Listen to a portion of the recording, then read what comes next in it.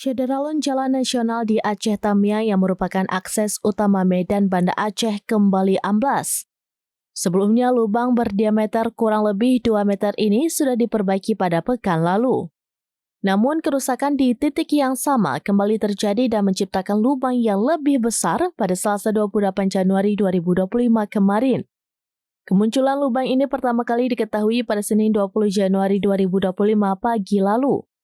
Awalnya, lubang hanya berada di pulau jalan yang berada di depan Kompleks Islamic Center Aceh Tamiang. PLT Kadis PUPR Aceh Tamiang, Mix Donald ketika dikonfirmasi menduga lubang ini akibat adanya guguran tanah di bawah aspal. Dugaan awal guguran tanah ini disebabkan meningkatnya arus sungai akibat curah hujan tinggi.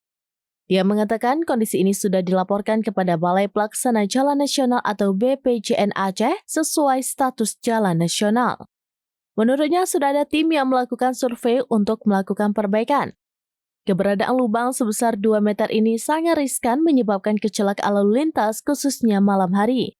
Hal ini disampaikan pemerhati kebijakan publik Muhammad Hanafiah setelah turun melihat kondisi jalan yang amblas.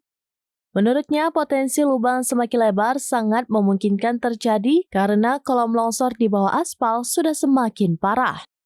Dia menyarankan perbaikan jalan ini harus dilakukan dengan serius. Misalnya, mengorek seluruh permukaan aspal yang bagian bawahnya sudah berlubang.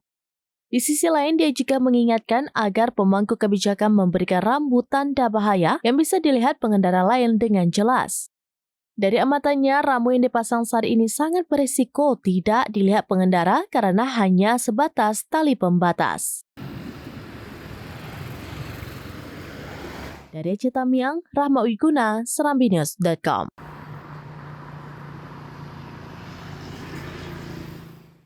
Download Tribun X sekarang, menghadirkan lokal menjadi Indonesia.